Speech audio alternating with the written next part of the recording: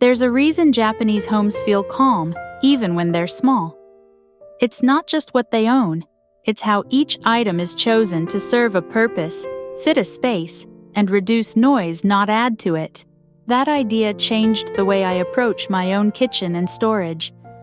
Not by buying more, but by finding better tools, the kind that simplify routines, save space, and actually stay organized. In this video, I'll walk through a few setups and everyday tools that follow that same mindset: compact, useful, and built for real life. Quiet solutions that make your home feel clearer without needing a total overhaul. If it helps take a little weight off your day, feel free to like or subscribe. It really supports the channel. The drawer's full, but nothing fits. There's a kind of mess that doesn't look messy until you try to pull something out, and it catches, or you waste 5 minutes looking for the right lid. That's the quiet frustration of a space that's full, but not functional. The fix isn't always a deep clean. Sometimes it's just about giving things the structure they never had. I started using shallow open-top containers inside drawers, not to store more, but to define zones: oils in one, dry goods in another, loose packets in a small tray. It's not fancy. But now everything has a home I can see at a glance, and I'm not digging through chaos to find the soy sauce. It's a small shift, but it turns a messy drawer into one that works without thinking. Buy once, but make it do 3 jobs. We tend to buy tools for a single purpose: a lettuce spinner, a banana slicer, a container for just soup. And then the kitchen overflows with useful things we barely reach for. Japanese minimalism takes the opposite approach: make one thing serve 3 functions, or it doesn't stay. I've started using a rectangular glass container that works as food prep, serving dish, and storage. It goes from oven to fridge to table without needing a transfer. I use silicone bags, not just for freezing, but to steam vegetables and store snacks on the go.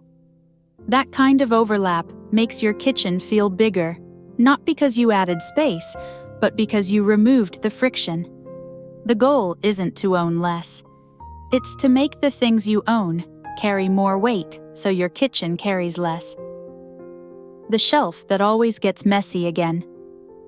There's usually one spot that just doesn't stay organized, no matter how many times you clean it. For me, it was the open shelf near the stove.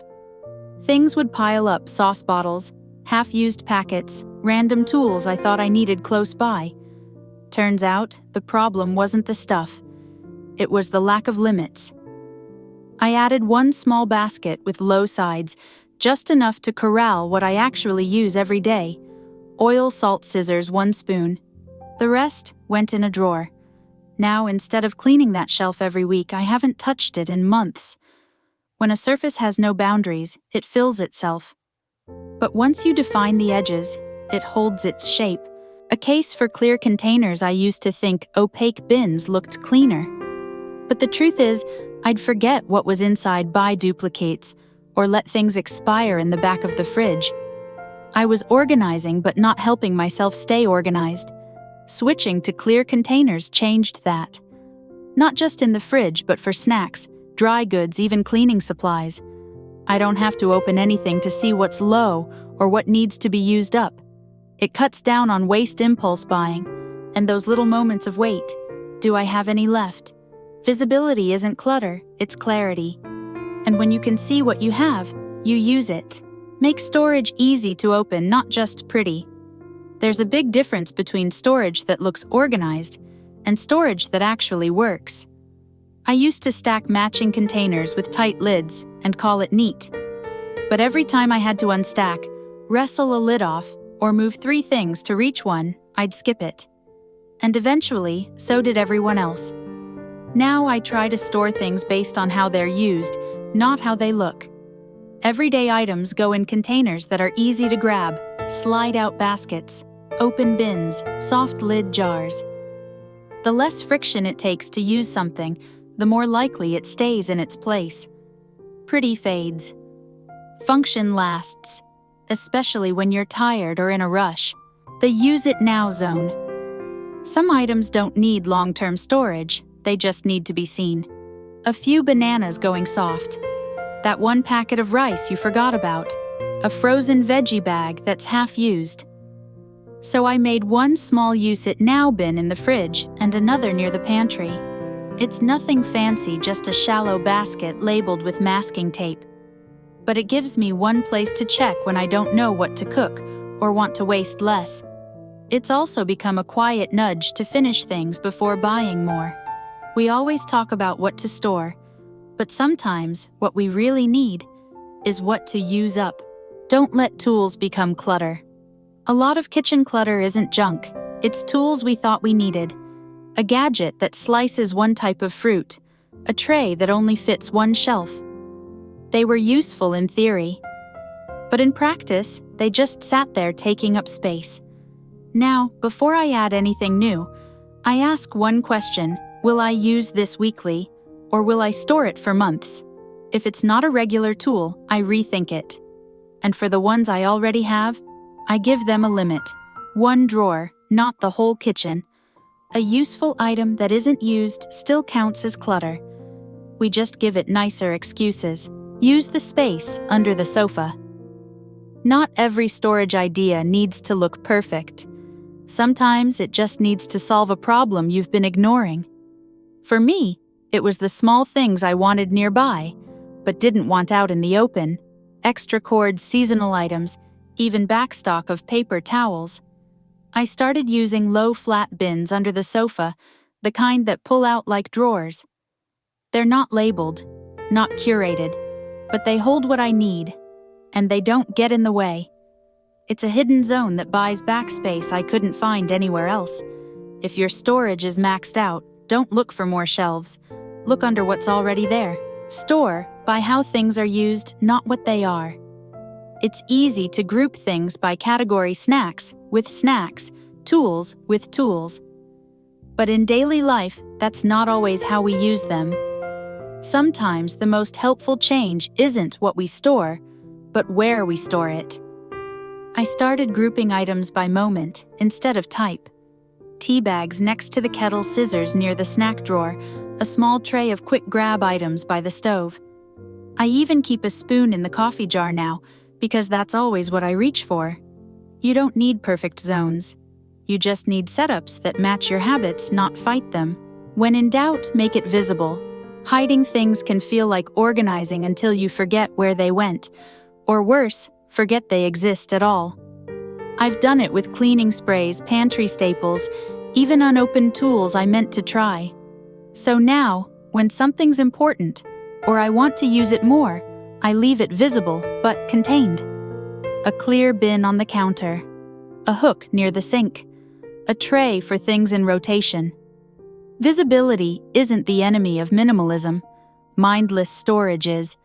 You're not messy for needing reminders. You're just human, and visibility helps. Let some tools live outside the drawer. Not everything needs to be hidden away. In fact, some of the tools I use most often, like tongs, a peeler, or a small strainer, work better when they're out where I can grab them. Instead of stuffing them into an overcrowded drawer, I keep a few in a small upright container near the stove. It's not aesthetic. It's just functional. I reach for them faster, put them back easier, and they don't get lost under things I barely use. Sometimes, the simplest way to stay tidy is to stop hiding what you need every single day. Don't overlabel, simplify zones instead. I used to think labeling everything would keep me organized. But over time, I realized I was managing the system more than the stuff. Rewriting labels, moving things when categories changed, feeling bad when I didn't follow my own setup. Now I simplify the zones instead. One bin for random backups, one for almost out, another for grab this first. No labels, just clear intentions. It's flexible, low effort, and easy to maintain even when I'm tired. If your system needs constant upkeep, it's too complicated. And complicated doesn't last. Keep one spot intentionally underfilled.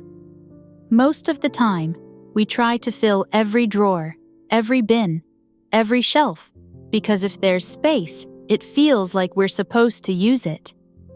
But I've found that leaving one area intentionally underfilled actually helps everything else stay in order. For me, it's a small section of the pantry. It looks almost too empty, but that space gives overflow items somewhere to land temporarily. No more shoving things in where they don't belong. No more stacking cans in front of other cans. It's like a breathing zone for the system. Everything doesn't have to be full to be functional. Sometimes what you don't store is what keeps the rest of it working. Don't aim for perfect, aim for repeatable. It's easy to get caught in the loop of reorganizing, chasing the setup that finally stays perfect. But over time, I realized what matters more than the result is whether I can keep it going on a regular Tuesday.